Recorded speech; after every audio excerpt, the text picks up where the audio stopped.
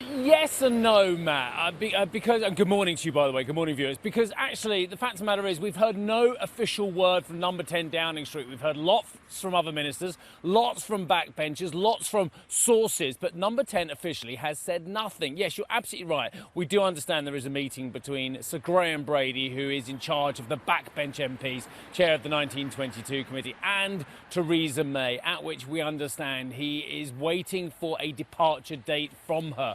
But the fact of the matter is we have, as I say, no confirmation from her, and actually she may defy the critics once again. She's done it once or twice as well, and do what Ian Duncan Smith quoted as saying, is keep the sofa rammed up against the door so no one can get in. So yes, we expect a departure date, or at least the start of the process, but there are big questions, Matt, about whether this will actually happen as well. And even when we do get Mrs May saying, yes, I will resign as well, there are big questions about the process thereafter. Does she stay until after Mr Trump's visit next week? That seems most likely. Or does she leave fairly quickly after that and have a caretaker prime minister? People have talked about her deputy, David Lidington, potentially taking over during a process at which a long-term replacement is chosen. And of course, that whole process, as I was explaining yesterday to viewers, can take between 4 and 6 weeks. The Tories would hope it would be done by the end of July, which is pretty much when we have the summer recess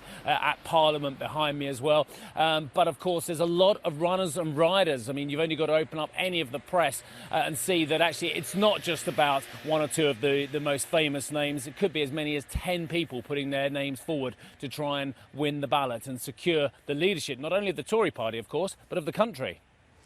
And what would a change of leader, Steve, mean for the whole Brexit process going forward? Because now if they're going to have 4 to 6 weeks of deciding who's going to be the leader, well, then those Brexit talks and negotiations you'd think are going to be sidelined. So does the October 31 deadline then start to look as though it's potentially in jeopardy? I think that's a really good question as well. And the answer is it changes nothing and it changes everything depending on the leader. Because, of course, depending on whether the leader is a Remainer or a Brexiteer, that will change the attitude, of course, of the government in their negotiations, if there were to be more negotiations with the EU as well. Would it change the October 31st Brexit date as well? Well, yes, possibly, because if we don't have a new leader until the end of July, it does, and then you have a recess, it does leave very limited time for any conversations with the EU. Were, as I say, there to be more negotiations, or as has been put in some of the papers this morning, would that new leader, if he was a hard Brexiteer, or he or she I should say, were a hard Brexiteer, would they just want to run down the clock, try and ignore what is a very divided Parliament and actually go for a hard Brexit as well? The other point, of course, is whilst we would have a new leader of the Conservative Party, we wouldn't have different mathematics in the makeup of Parliament, which could mean the same kind of logjam in trying to get anything through, because as we've seen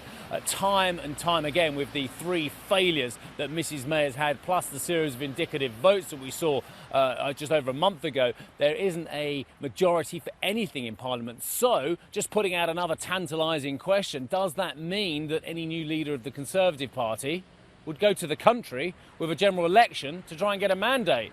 Just another idea that I put into the mix there as well. So lots and lots of questions. Unfortunately, we don't have any answers, and we still don't know if Mrs May is definitely going to announce today as well. It could be as late as Saturday or Sunday, according to some of the scribes. Back to you, Matt. Hey everybody, it's Hadley Gamble from our new CNBC Middle East Bureau in Abu Dhabi. Thanks for stopping by. Now to watch more, you can try one of the videos that just popped up on your screen. And don't forget to subscribe.